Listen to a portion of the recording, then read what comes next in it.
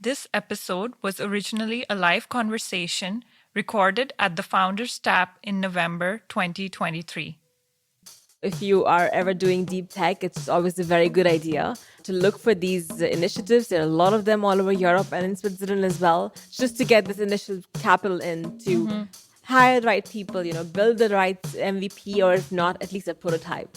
And then you can go and raise around with the VCs and not dilute a lot, because as a deep tech company, you will have a lot of rounds that you have to raise.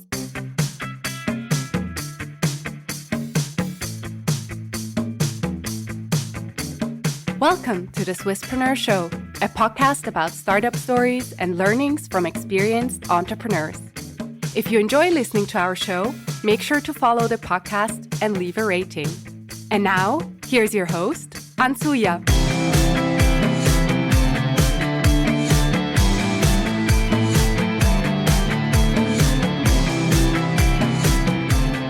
Today, I'm very excited to have this special conversation with Fajer. She is the co-founder and CEO at Oxyle.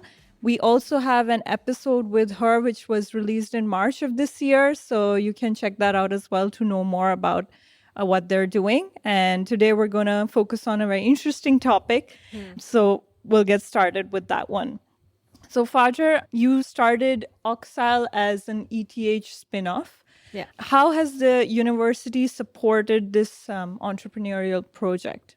So Oxyle is the ETH Zurich spin-off. So we got all the support that we typically would get from a spin-off from ETH. So lab support, right? All the resources you would need, infrastructure, like everything that's so critical in the early stages of a startup where you just don't have the resources to spend and you wish you have those resources magically coming from someplace. So we got a lot of that support from ETH. And of course, being an ETH Zurich spin-off is a great label to have. So it puts also like a stamp of approval from many people from the outside world that the technology is vetted, it came from a reputable place. So it has value. Sometimes hidden value, but it really has value. So you were doing essentially also a fellow project at ETH where the Oxyle came out of. So what were your thoughts, already when you were doing research work at ETH? Why did you choose to go down the entrepreneurial path? I don't think it was a conscious choice I made that I wanted to be an entrepreneur. It's something that just, I feel like a lot of people say that it comes to you. It's a calling. You either have it or you don't. The topic that I was working on for my PhD thesis at ETH Zurich was about developing new materials for water treatment. When you see the great data from that research, when you see the big problem you have to solve, when you see, the impact you can make, it's just a very easy choice then. I mean, now it's very easy, but back then it was a bit hard. But that's just simply just a path that I decided to take. But it was never, let's say, part of my planned trajectory that I wanted to do that. It found me and I found it. All right. So today's topic is essentially about bringing the startup mindset to a old school conventional industry, and definitely water purification and treatment is one of those. So we'll be talking also about that throughout our conversation, like what were some of the challenges you encountered. Before we get into that, I want to dive a little bit deeper into why water tech matters. So why was Oxyle necessary, and was the water cleaning issue not solved before that? I mean, when we talk about like the space of like climate tech, right, or like sustainability tech, it's, I would say, predominantly dominated by carbon removal, carbon emissions, right? If you also just look at the stats of VC funding, less than 1% of funding that goes for climate tech goes to water tech. This is just really sad figures when you just look at how bad it is. And it's not that it's not an important issue, that it does not require funding or attention. It's an incredibly important issue. It's like, global warming and CO2 emissions and water is all intrinsically linked. They're all connected together. So it's not that there was never a need. It's just something that people have taken for granted for way too long. I think now that we know more and more about the health of our water bodies, we have much better analysis in water that's available. We have now long-term data coming out of what happens when you drink water with these contaminants. It's a lot of more attention now that's being placed. And this took a while. This took a while for this to resurface because for decades we have been putting toxic chemicals into the water. It's not new. It's just that now we have so much data that you can't deny the fact that you need to act. So that's why I'm doing it. That's why you see a lot of new innovation around water coming from all over the world, which is really nice to see because 5-6 years ago, that was not a thing. Right. So just for some of us who may not be as educated on this topic, where does the pollutants in the water come from and how does it affect us? I mean, the pollutants that are released into the water, they come from every point of discharge, right? So it's households, it's industries, for example, who make products for us that we use, but they don't treat the wastewater properly. So they get injected there. It's hospitals. It's really every single place where you use any product that makes your life easy, but you don't treat the water properly after that. That's a point of entry. So there's a lot of POUs for this, a lot of point of entries for this. All over a hydraulic cycle. But the places where you inject majority of them into the environment is really from industries, for example, from the production lines, for example. Concentrations are very high. You have leakages. They don't take care of the water properly. They don't meet the regulations. In many places, they just simply discharge the toxic water into the rivers and lakes. And that is what becomes your groundwater, and that's what becomes drinking water. So that's the thing with water. It's all connected. So if you don't take care of wastewater, it's your drinking water a few days later. It's as simple as that. So how good is Swiss water that we're drinking from the taps at this point? I think you mentioned that I was there in March in the podcast as Swisspreneur. I think I gave some stats to Silvan that he did not want to know, but he asked, so I told him. Swiss water is considered generally of very high quality, or it used to be the case before we had so much data. Now we know that Swiss drinking water, especially in the canton of Zurich, if you look at the data, we have like 20 times higher concentration of banned toxic pesticides that you and I drink every single day. There's no doubt about that. But it's even worse now because it's not just the pesticides. We also have something called PFAS, or forever chemicals. Very toxic, very mobile, very persistent. They give us multiple types of cancer. And a big way of them getting into our body is from the drinking water. And if you look at the map of Europe, or even Switzerland, we have a lot of, I think we have 3,000 plus contamination sites known to date of how drinking water is contaminated with these forever chemicals, which are really the worst things you want in your body. To give you an example of what a forever chemical is, it's Teflon. You know, you make Teflon pans, they're non-stick, nothing happens to that. That molecule is in your body. It doesn't go anywhere. Right. Nothing breaks Teflon, so when it's in your body, you get a lot of issues. Yeah. That's true. And how does it affect also the way we grow food in agriculture? I mean, it's all bioaccumulative, right? That's the problem with these. They're called PMT chemicals. They're persistent, they're mobile, and they're toxic. So they are bioaccumulative in nature, and they're non-biodegradable. So it's not even just in the food, it's also in the food chain, right? So if a small fish is in water that has PFAS or pesticides, and a big fish eats it, and a bigger fish eats it, and then we eat that fish, we are actually adding on to the bioaccumulation effects of it. So it's the same thing with fruits and vegetables. It's the same thing with animals that we can ingest as well. So, I mean, that's another scary topic of like what we're eating and what that thing that we're eating has eaten before. So not to scare the audience now going in that direction, but I think it's pretty clear why Oxel is needed in today's time. So let's just dive deeper into as well the topic at hand. Oxel is a deep tech company, right? Which essentially means you need more upfront capital. So what are the disadvantages that brings, and also that has brought? Yeah. I mean, anything that's deep tech is by default, if you want to scale it. I mean, to bring any innovation to market, you need capital initially. That's for sure. You need people. You need great people. You need great product. All of this means more money. For deep tech, unfortunately, which is hardware and software, you need a lot more money than you would need for a software company. That's just the downfall of that. So that always raises a lot of questions in the minds of investor. Why do you need so much money? When are you getting profitable? So you have to have these really difficult conversations with people. And I think a decade ago, it would have been a lot harder for someone like Oxel to scale. But now we have investors, now we have partners and business angels who understand that the next unicorns are all going to be deep tech. Yes. The era of Facebook and LinkedIn is over. That's not where you see the unicorns now. All the unicorns that you see now are all going to be deep tech because we actually have created real problems that have to be solved by real hardware. So that requires real capital.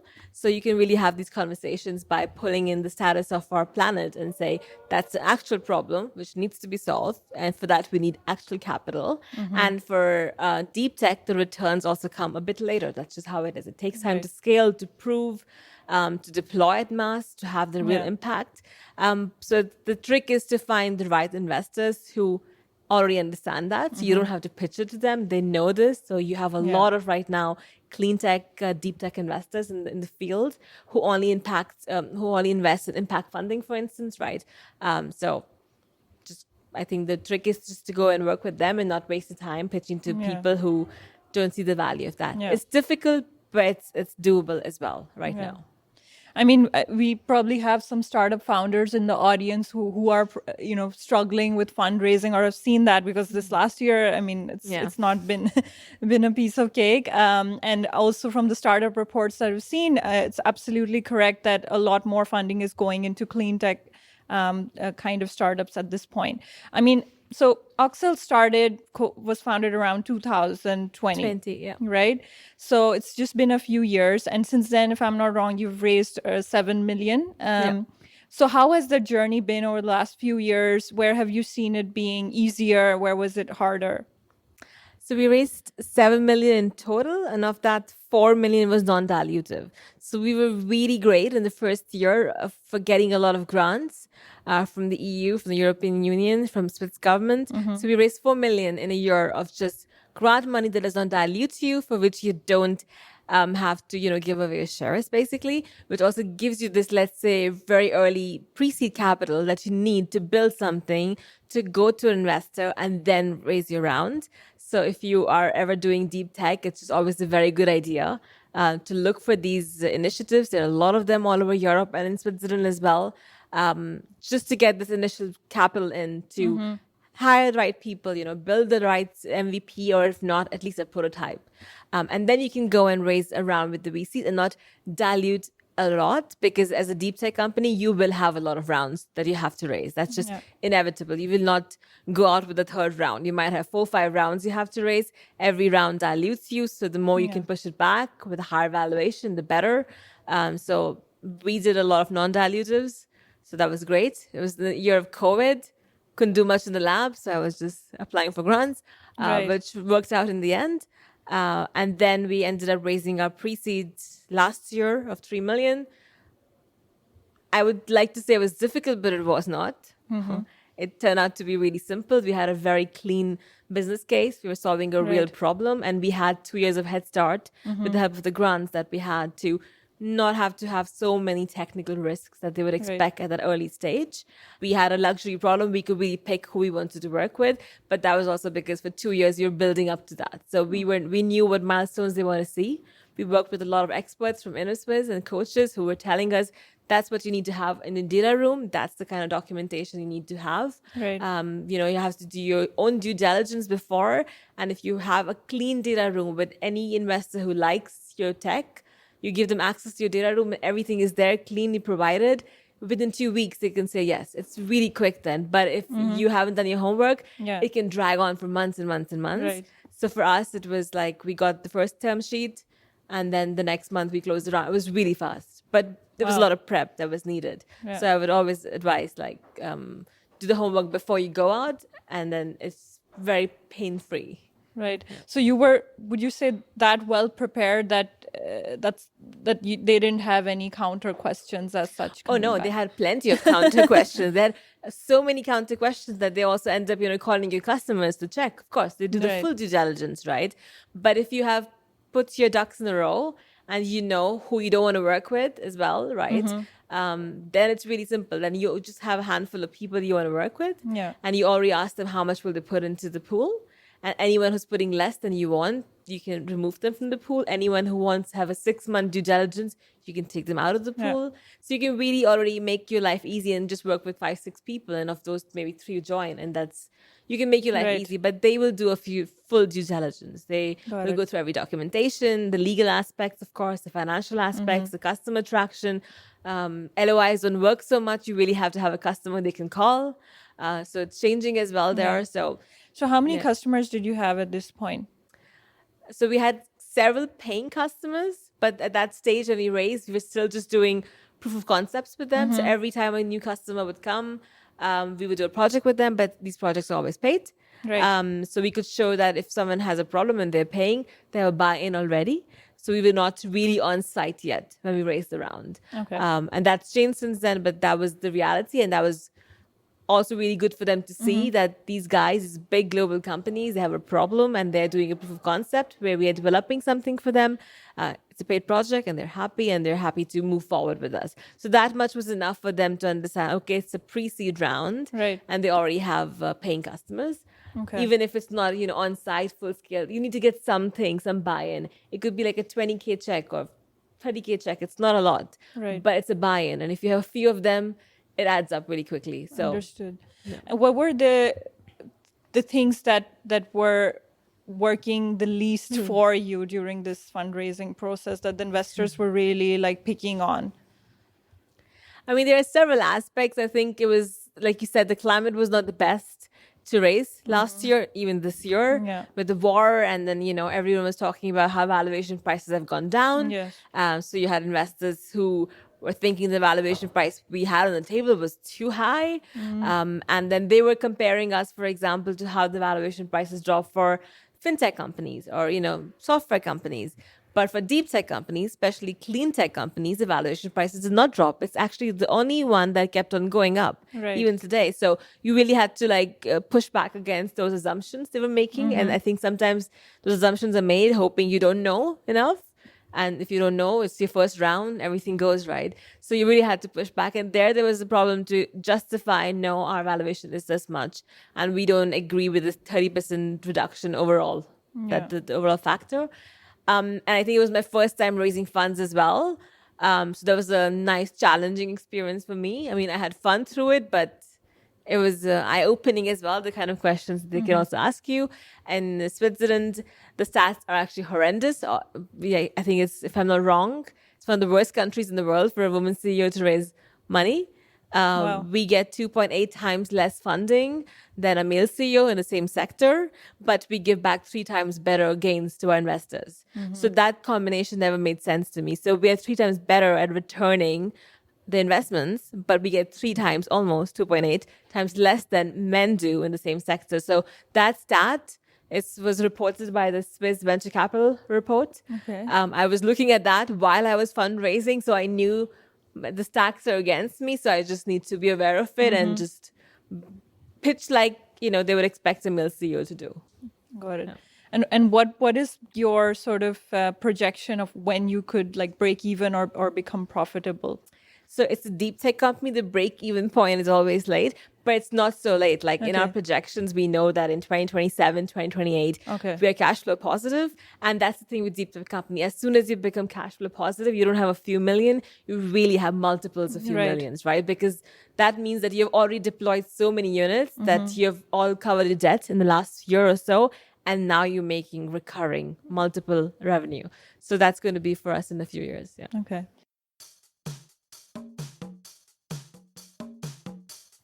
This episode was produced in cooperation with the ETH Entrepreneur Club, a student organization which aims to inspire, educate, and empower the next generation of entrepreneurs.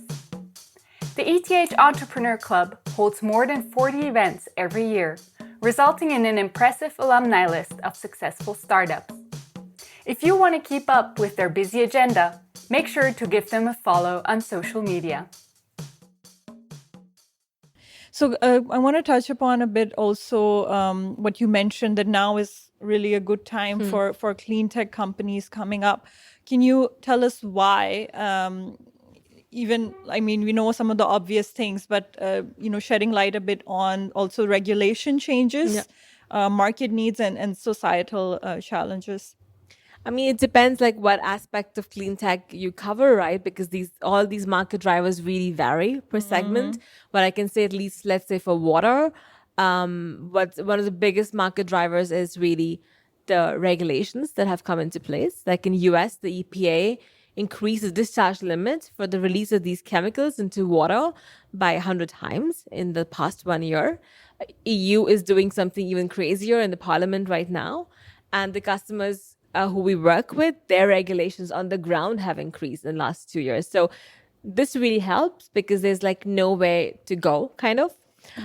For the customers who otherwise could buy out more time, they really have a stricter discharge limits that they have to meet. So regulations in water have gotten stricter, and they have gotten stricter because, like I said, we now have more data on what happens if you drink water like that, which took 20, 30 years to compile. It's a long-term study, and we knew it takes time. But now we have it. It's from all over the world. Multiple countries have this. So it's hard to like not press for regulations. And when you have this data coming out, when you wake up every other morning and you see in the newspaper, I'm drinking this water, it's going to give me cancer in a few years. But there's also public pressure, right? So public demands better action. They want to buy products that are more green, that are more sustainable.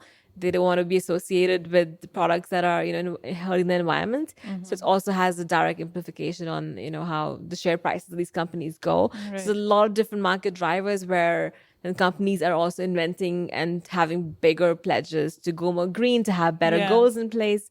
So it all starts. Sustainability-based KPIs are also considered. So it is like prime time to do something meaningful and impactful for a change. Not just the social media kind of platforms. I mean, we needed that too, but I think we've done a lot there. Enough of that. So maybe we could do something else. Right. So I want to also talk about, as a startup, you need on the one hand young, innovative people. On the other hand, you also need people who bring in some experience. How do you balance these two needs? Because also, as a clean tech company, you want to attract excellent talent, but you may not be able to provide a top salary, for example. So how have you kind of managed that? Yeah, that's a good question. I guess I've seen so many companies do it so differently. That I've seen different models. I can just say what we did, and luckily that really worked for us. We in the beginning, we were just two founders from ETH Zurich, not much work experience, right? Just PhDs, really specialized in our fields. But we don't know how to build a company. So the logical thing would have been to then get on superstars who can then help you build a company from the tech aspect, right?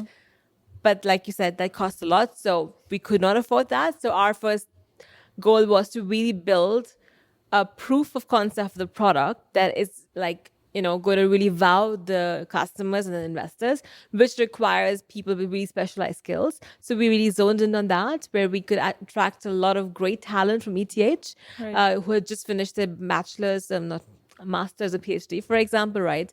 And they were hungry. They wanted to create change. They wanted to use what they've learned all these years into practice. So these people are as excited as the founders of the company really to join and just, put their knowledge into good use. So we had in the beginning, the first year, our whole team had a doctor title in front of it, which was like a running joke with the investors, but we needed that as well. Yeah. We were dealing with a really complex technical problem, and it doesn't help to get someone with 10 years of work experience and management experience when you don't have the recent, the most relevant technical findings on your side that you just learned from the university, right? So we did it that way. We built a prototype that could work properly on a customer side, could show a lot of proof of concepts from that, and then we were able to go into this new growth phase where now we have the capital, now we have the backing from VCs, now we can attract people because now we're scaling operations, right? We have proven it works on scale, on a small scale. It now is about scaling up, and there you require a very different mindset, right? It's not about, can you do this with the technology? Yes, we can. How do we scale it, right? How does the logistics look like? What does my supply chain look like? Where am I producing it? Have I thought of the quality assurance? We don't learn all this in university. So there you need a different mindset. but you have to really space it out. And I think it depends from company to company. Some of you, if you don't need a very tech product right away, Yeah. I think you need to bring in the superstars right away. But Makes if you need a sense. tech thing, you need to wait because they'll get bored. What will Yeah. these amazing people with 10, 15 years of experience do while you're building and putting in knobs and Right. bolts? Yeah. Yeah, they want more structure as well. Yeah, they want to also see where it's going. They Yeah. want to talk to more customers. But when you don't know what your product is, it's very hard to talk to a customer. So you have to also like kind of balance it out, I think. Okay. So I would also like to touch upon your experience of working with the water industry as a whole, which is the old and conventional part of this topic for today.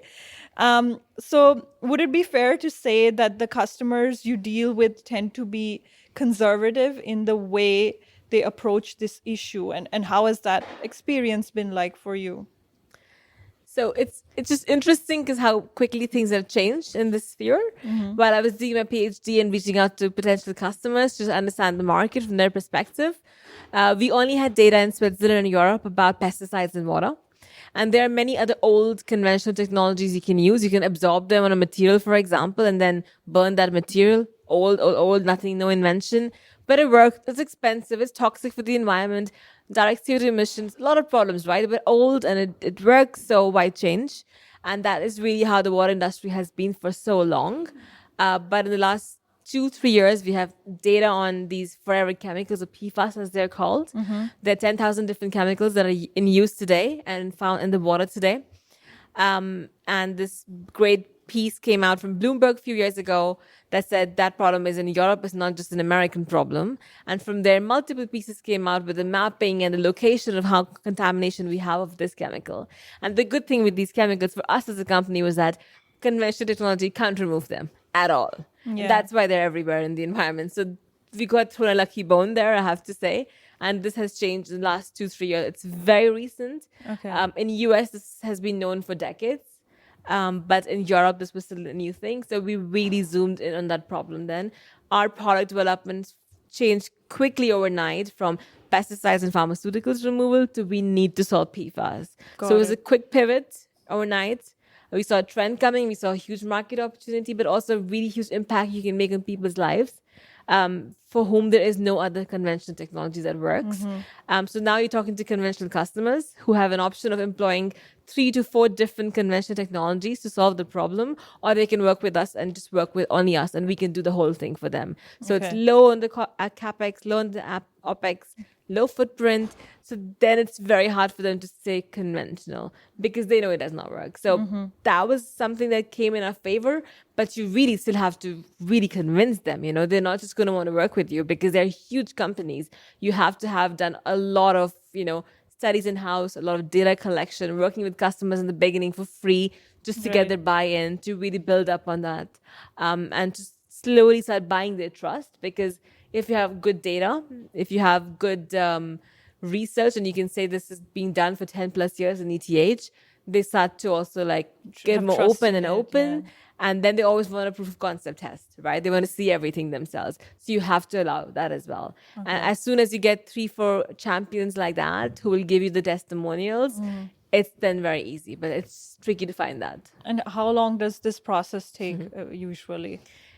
Water is a very slow moving field. Yeah. In our first 2 years, it was ridiculously slow.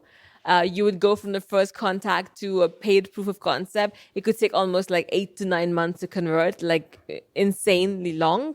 Now it's much different because we don't do paid proof concepts with everyone. We would either first jump to a pilot already on site or do a full scale offer because you can show the testimonials from the old ones. So now it's much faster. But initially, I would say you should keep an average of 9 months per customer, which is very difficult to explain to an investor. Why does it take so long? Yeah. It's just they move that slow.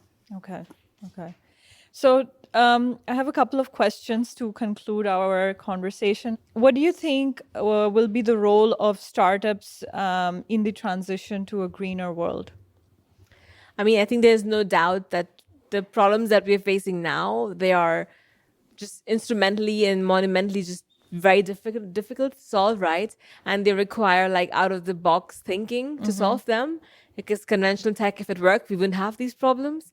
And we also know big corporates don't necessarily invest in R&D to be the most innovative. They already have a well-paying business model in place. Yeah. So it just leaves a lot of room for startups to be out there and work. And I think here it's also a great opportunity for startups then to collaborate with these large companies who have the funds, who have the sales and distribution partnership models out there for you to use and expand with, right? So I think it's no doubt that all these challenges will be solved by startups with very strong partnerships with a lot of stakeholders if you want to grow and scale. So I think we have to be very open to doing that as well. All right. And what are Oxal's most important milestones that you need to hit in the near future? What is near future? Is it December or is it next year? Because You have to tell me because these deep tech lingo is different from. that's the thing though, right? Because the milestones I feel move at the same speed as software, Okay. even if it's deep tech. Because we have a Okay. lot of milestones already to hit until this December, but that's just So you can tell us a couple of those for this year, and then what's planned for next year and down the line. Yeah, so we just finished our 6-month-long on-site industrial pilot with the customer last month. That was really great because that was like really the full proof of how the product looks like. We designed something in a lab, we installed that, a few hours out of Zurich. We could not see it for 6 months. The customer had full control over it, taking samples, checking everything. So it was really like, that's the fire test. Like if that fails, we're really in a bad place. If that works, we don't have to worry about things for a long time. So that worked really well, and we just finished that. So now it's about converting this customer from a pilot to product. And that's one of our big milestones to get that offer signed. My deadline is December. It's called Moonshot by my colleagues. Right. I think it's realistic, but maybe it's January. And then it's about raising a big seed round next year to really grow and scale and go beyond the DACH region to the Belgium-Netherlands region, which is really a hot spot for these contaminants in Europe. So it's all about also expansion of a team. We just hired an incredible C-level team. We have a chief product officer who joined us recently, a chief operations officer who joined us, and then chief commercial officer who's joining us next year, Q1. So also getting these amazing people with 15, 20, 30 years of experience to work really well with startups. And they are all previously, co-founders themselves for startups. So they have that, but you still have to like make it a very well-oiled machine with a huge age disparity in the team. So I have a few milestones that I have to reach with the team and the brand growth and getting more customer traction and the fundraise. So there are some big things planned for next year. Okay. Well, sounds incredible, and I wish you all the best. And thank you so much for your insights and sharing your knowledge. Please, a round of applause for Fajer.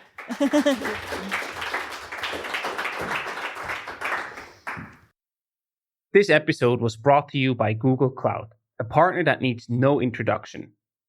What you might not have heard of, though, is that Google offers a Google for Startups cloud program where they give you access to startup experts, technical training, business support, and cover your Google Cloud costs up to $200,000 for 2 years, or even $350,000 if you're an AI startup.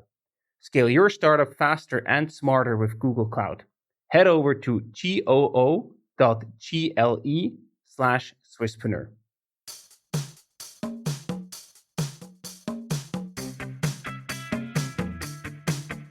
We hope you enjoyed today's episode. If you did, you can support us by rating our show on Apple Podcasts. This way, we can reach an ever-growing number of aspiring entrepreneurs.